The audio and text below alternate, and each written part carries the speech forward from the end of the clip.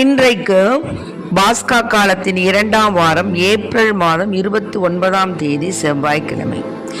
இன்று தேவன் நமக்கு தரும் ஜீவநீர் ஊற்றான இறை வார்த்தைகள் புனித யோவான் எழுதிய நற்செய்தி இயல் 3 இறை வார்த்தைகள் 7 15 முடிய.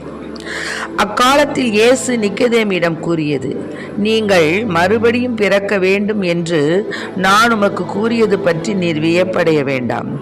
காற்று விரும்பிய திசையில் வீசுகிறது, அதன் ஓசை உமக்கு கேட்கிறது, ஆனால் அது எங்கிருந்து வருகிறது என்றும் எங்கு செல்கிறது என்றும் உமக்கு தெரியாது. தூய ஆவியால் பிறந்த அனைவருக்கும் இது பொருந்தும் என்றார். நிக்கதேம் அவரை பார்த்து, இது எப்படி நிகழ முடியும் என்று கேட்டார்.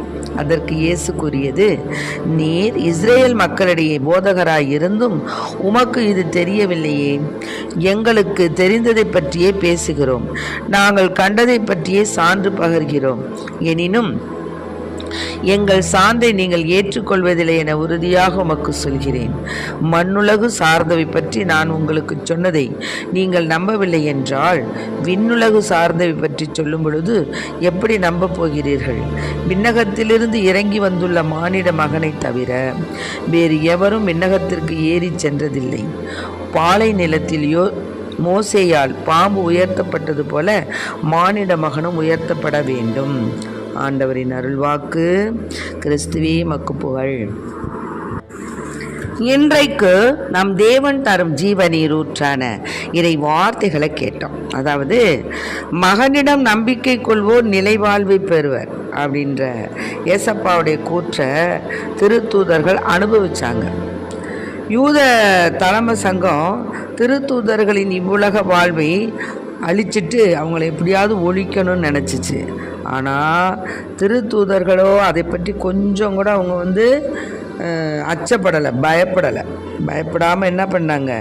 நிலைவாழ்வை கொடுக்கும் கடவுளுக்கு மட்டுமே அஞ்சி இயேசுவை பற்றி கற்பித்து வந்தாங்க.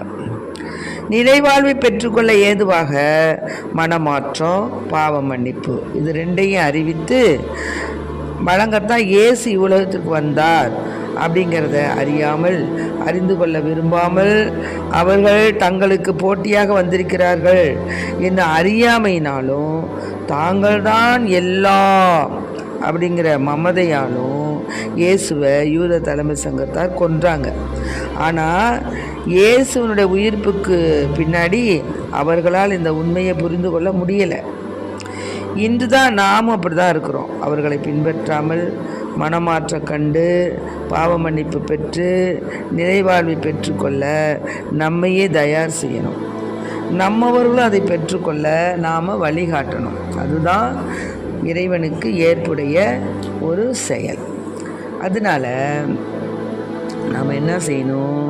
இறை ஆட்சிக்கு நாம் ஒத்துழைக்க வேண்டும். இறை ஆட்சியை பற்றி நாம் அறிக்கையிட வேண்டும். அதாவது, பணம் இருந்தால் போதும் அப்படிங்கிற வாழ்கின்ற இந்த சமுதாயத்தில் பணத்துக்கு முக்கியத்துவம் கொடுக்காதவர்களும் வாழ்கின்றார்கள்.